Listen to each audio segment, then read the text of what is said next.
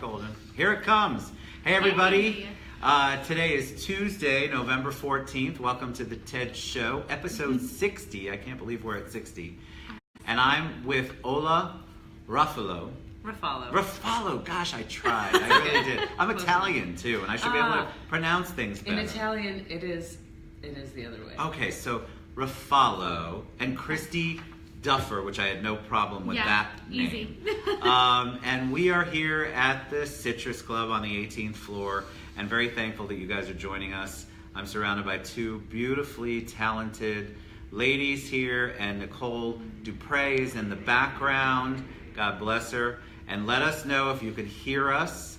I see Beverly Burgess is on. Thank you. And we're going to look and see and make sure, if you just tell me really quickly that you can hear us, and obviously I think you can see us. So look how great you guys look. We are in a section of the club that I love. It's one of my favorite parts of the club. It's the Temple Room. But we are here to really talk about making opera sexy again. Make opera sexy again. So we're going to talk a lot about that. These are incredibly talented women that I'm with and performers, and we have a lot to talk about, so welcome. Thank you. Thank you guys for coming. Excited I can't believe it. I'm surrounded by two beautiful women again. I'm blessed. It's such an awesome thing to have talented people surrounding me, and that we can get the message out to other people about what you do and your passion, because there are a lot of people who they hear the word opera and they go, no thank you, and swipe left or whatever it is, swipe right. So tell us a little bit about you, and it's going to be interesting because I'm going to try to look there, but try to make eye contact. Christie or Ola, you can go first or second, but tell us about you, because you have some amazing training, and we want to talk about the training, and we want to talk about how the dedication to what you do and everything that you've had to go through in order to get where you're at. So give us a little history. That's a long story. Well, I like long stories. All right, you want to go first? Sure, yeah. Well, I grew up in Central Illinois. This is Christie, by the way. Yeah, this is Christie. Hi. I grew up in Central Illinois. I first got into music as a whole as a percussionist, actually. And so when I was in What does that mean? Tell us, percussionist. I played the drums. I played a lot of auxiliary instruments, so like the marimba, xylophones, any instrument that you could beat a stick with is what I would I like play. those instruments. Yeah, exactly. So when I was in high school, I just realized I wanted something a little bit different. I wanted to further my musical education, and so I actually was connected with a voice teacher, and we started singing, and I thought that, I just wanted to sing for musicals at my school, and I thought that would be fun. But how did you go from, I don't mean to interrupt you, but how did you go from, okay, I'm playing drums and I'm beating them, to realizing that you had a voice? Did you always know that you had a voice and just decided not to focus on that? No. Okay, That's the thing, so I had no idea. All right, so you honestly. hadn't really sung other than in the shower, and in the car, or in your killing car. it in the car. So that's a huge leap. It's a huge leap. And so I just had a motivation. I've always loved to perform in front of audiences, whether that was dance or band and things like that. But I just wanted a different medium. So I thought, dancing and music, let's put that together in a musical, and let's try and sing. So it was shortly after. My teacher was awesome and really helped me find my voice. And as we began training, the more operatic repertoire really stuck with me, and it's what my voice wanted to do, and that's really all how I can describe it.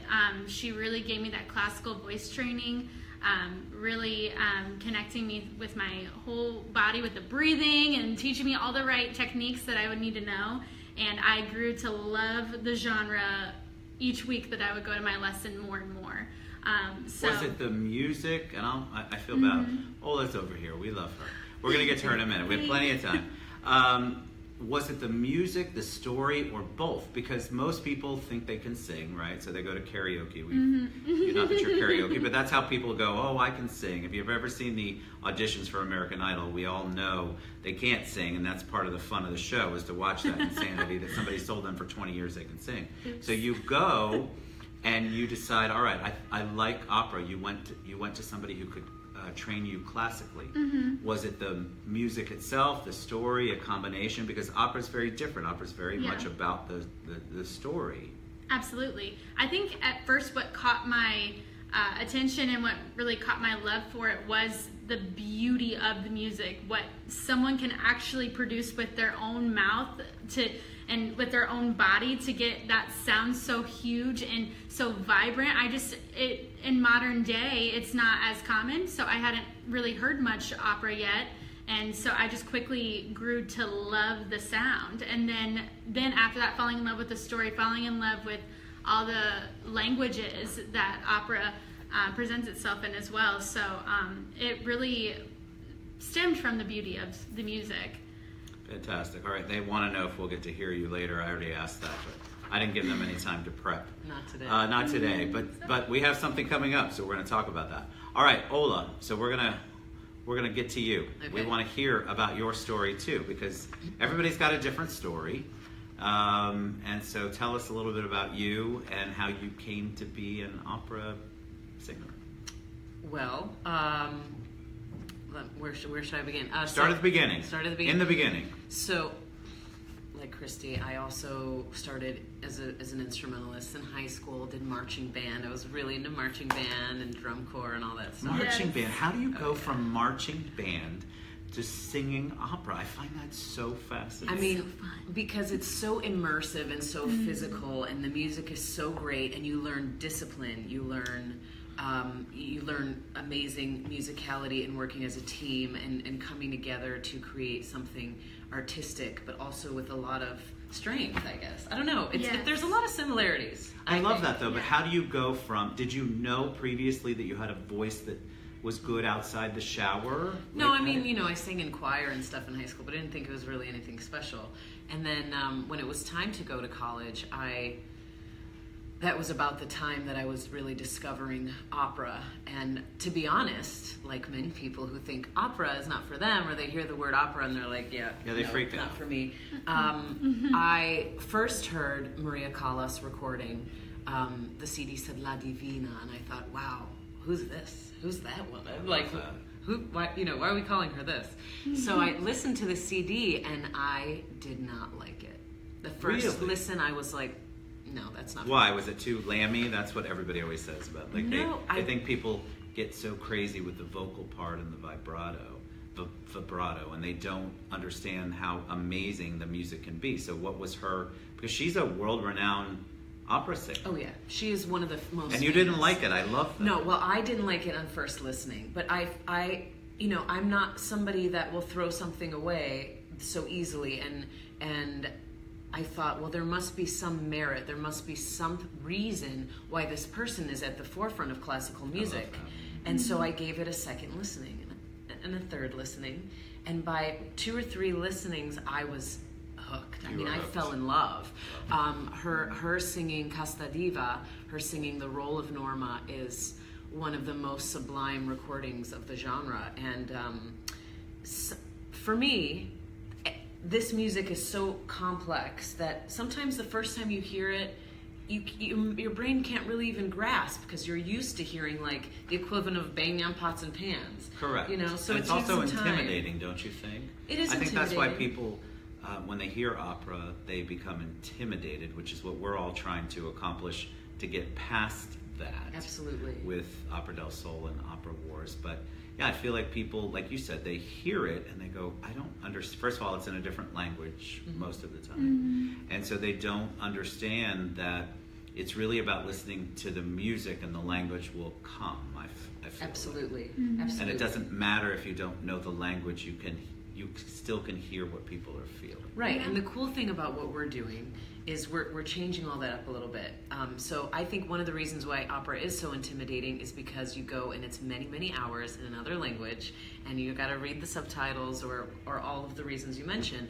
But one of the great things that we're doing here with Opera Wars is it's actually a theatrical play in English that is punctuated with great moments in opera. So we just break into song. There's also musical theater numbers. There's other types of singing. So it's really not intimidating. It's really not a traditional opera. obviously there's many more elements that I'm sure we'll talk about for the rest of the show that make it much more engaging, like audience immersion and jugglers and contortionists and a lot of circus elements, which is one of the reasons, you know, I'm so excited to be doing this project. But it takes the intimidation factor completely out and delivers up what I think is at the heart of opera, which is great singing, really passionate music, and a beautiful storyline. It's great entertainment. I love that. So it's great entertainment. I think people think that they're going to sit there, and because they're not familiar with it or familiar with the storyline, that they're going to not be entertained. But that's not what you all are doing with the launch of Opera Wars. Correct. So either one of you talk about Opera Wars a little bit and Opera del Sol, and how did you get involved in this crazy, wonderful launch from Nicole Dupre and Jonathan Iverson and all of you that are the creative talents behind it? How did you decide this is what I want to do? Well, I really caught on to the idea of Opera Wars also because, as Ola was saying, to the modern day audience, opera doesn't feel relatable. And you know, the modern day audience wants to relate to what they're taking their time to go see and do. And so, you know, it might be more common for the average person to go to the circus because that's, you know, a entertaining experience, and it blows your mind in a way that you would just, it's very visually appealing. Sure. So incorporating those elements into Opera Wars, and then also inserting those classical opera pieces that you really don't realize that you know until you hear them, like the Habanera and pieces such as Nessun Dorma.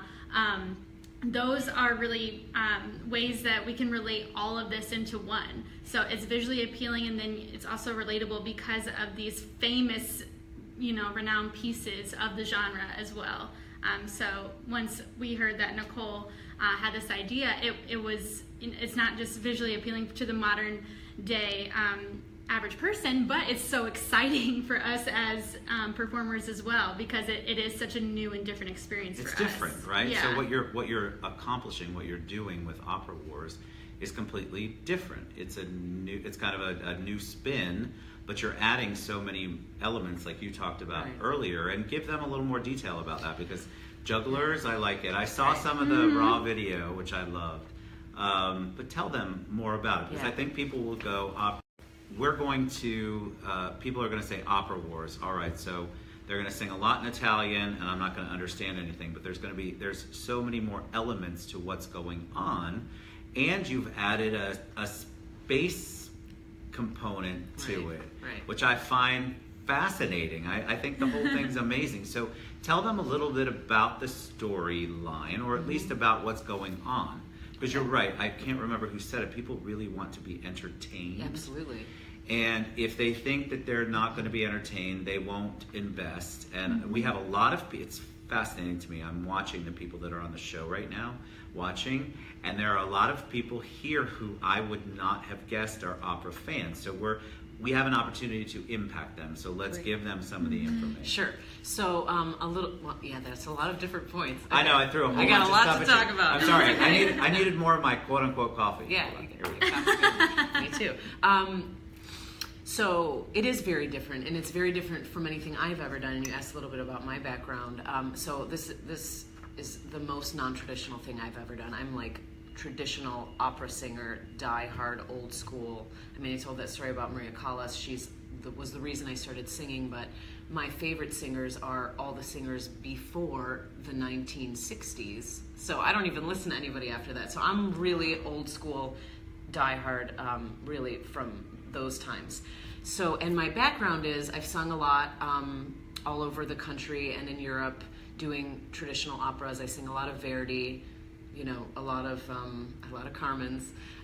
So that's my background. And Opera Wars is so different because it has elements and things, not only because there's a plot in English that is newly created, and then the pieces are intermixed, and the pieces from opera are gems. They're the ones that you don't think you know, but when you hear them, you know, because they're in commercials and movies, and they're present in our modern society, and they're sung by great voices. I mean, there's some really great singers in the cast, And what makes it even more entertaining is we have a full dancers. We have unusual arrangements of instruments that will be the background, not just your traditional orchestra. Stomp routines, a lot of dancing, audience immersion. Like the audience will have to kind of participate a little bit. I like that. Yeah, and there's a lot of circus elements, which is really different and interesting. A contortionist, and jugglers, and the whole thing is very, like you said, entertaining. So how did you buy in as a traditionalist? So this is interesting because you've said it a few times, you're a traditionalist, so this is completely the opposite of that from opera. Well, I disagree because I'm going to get controversial on you right now. Okay, I have some more of my coffee. I disagree because I believe that in the times that I was talking about, the golden era, the times before the 60s and 70s, opera was in a different state. And it's, I think operas are always relatable and always something that can connect to the audience. I think the human voice singing live will always have a real draw in the human experience. That's why shows like American Idol and The Voice are so popular because people want to hear live singing, for better or worse. And in person, without amplification, it has even more of an impact on your body. It's very, very visceral. And I think a lot of companies nowadays have gone away from that live performing, thrilling, freedom for the artists to be so expressive, and every night it was different. And those times you can hear those recordings like Corelli and those people, Leontine Price, and before that Zinka Milanov, they were so expressive that they're on the edge. I mean, there's moments where you think like, they're like actually sobbing, or they hold a note for so long. It's like, that's not really allowed to be done very often these days in traditional settings. I think we've abandoned the audience in opera. I'm just getting super controversial. I like it. Bring it. We've abandoned the audience in favor of correctness. We want to be correct. We want to like do things a certain way and try to sound like the glossy, perfect, shiny recording that is all the mistakes edited out. And people are just trying to, and there's a lot of other factors. There's limited rehearsal times. There's all these other factors. So a lot of times nowadays they're just singing the notes and trying to be correct. And I was so thrilled with this because there's more creativity and more freedom, and I thought that would be even more like what I think opera should be like. So, I agree. I agree. But your both of your passions about this, and Nicole's as well, who's here behind the scenes. I think that that's what people feed into, because I think we're tired of that old school, boring, auto-tuned performance, and I think people are demanding more. There was a big controversy, not that it has anything to do with opera, but Garth Brooks just got a whole controversy because he auto-tuned and pre-recorded and lip-synced to his performance on the CMAs, and I think people are tired of that. We talk about this on the show a lot. People want authenticity. They want things to be real. They want to relate to it. And even if it's outside the genre of what they're normally used to, they'll embrace it if they can feel like it's authentic, which is what you two and Nicole are bringing to the table with Opera del Sol and Opera Wars. I think that having it where there are so many different components, you're able to feed the people who might not have come in for opera, but they'll come in for XYZ component. And so they're going to come in, and then all of a sudden they're going to enjoy, they're going to leave and go, I love that operatic part. And I didn't know that I would love it or understand it. And so you're feeding into that thing where people are actually letting their guard down and allowing you all to perform for them and entertain them in a different way. So thank you. I love that about the entire thing. So how many different do each of you have? And I don't know this, so I'm asking, because remember, our R&D budget's about $3.45, and most of that goes to the alleged coffee in my mug. How many songs do each of you get to perform a song? Do you perform together? How does that look for Opera Wars? There's each character gets certainly their moment, and then there's some group moments, ensemble moments. Right. But like I said, there's also musical theater singing as part of it. Some of the characters are a different type of singing, so there's it's not all opera singers. So Right. when Ola is talking about musical theater performances, she's talking about people who are going to sing like you might be a little more used to. Yeah, they're like not going to pop. break out. Yeah, pop. They're not going to break out into La Boheme, or they're not going to break out into anything like that. I love the fact, just let me go back for a second, you guys were mentioning Carmen and saying things. I'm Italian, so I love to hear anything Italian. But when people hear that, that's when they go, okay, I need to be more educated. And what you're going to do is you're going to give them the music that they've heard in the commercials. I can't remember which of you said that. Commercials, TV, movies. And you're going to go, God, I recognize that. I didn't use Spotify, or what's that, the one service where it tells you what the music is? Shazam. Because if I did, I wouldn't be able to pronounce the song that it is, or the person who performed it. But you hear it all the time, and what they're doing is they're trying to bring it to you in a way that's entertaining, performance-oriented, and it's not so much like in a commercial. You can actually hear the real music as it was supposed to be heard. So what do you want the people... What do you want the audience? Because we have a lot of really cool questions. People are really getting into it. Thank you, Dave Benson.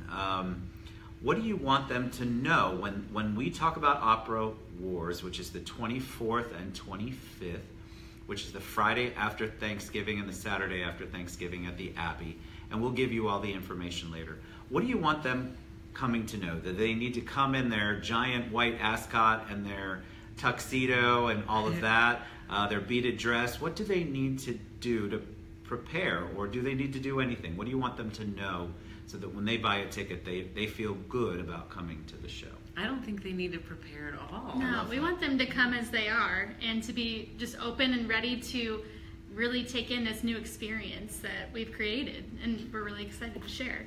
And you mentioned what is the space element, and that's part of, I guess, this.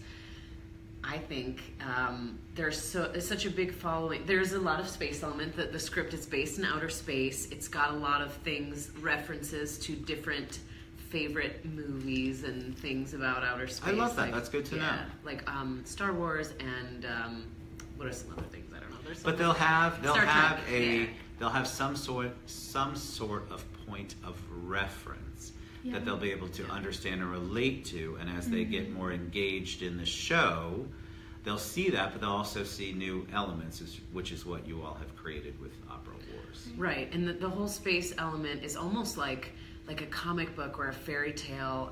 The plot is like a simple story that is very relatable, and I'm a space pirate, so is she, and we I don't want to give it away, but we invade the spaceship, and it's cool because we also get to dress very cool, like Final Fantasy and like very out there Star Trek kind of. It's You're not in the tradition. We were talking about this earlier. So when I think of anyone who sings opera, and I think most people will, they think of a very buxom Norwegian woman who has the Viking things on the top of her head and she's singing at the top of her lungs. That is not at all what this is. No. This is, and not that there's anything wrong with that, but that most people have watched that. I swear to you, I can't tell you how many times I've talked about opera, and they're like, "Oh, like on Bugs Bunny." Do you remember that Bugs? So people's point of reference on opera is seriously whatever they learned in childhood, and beyond that,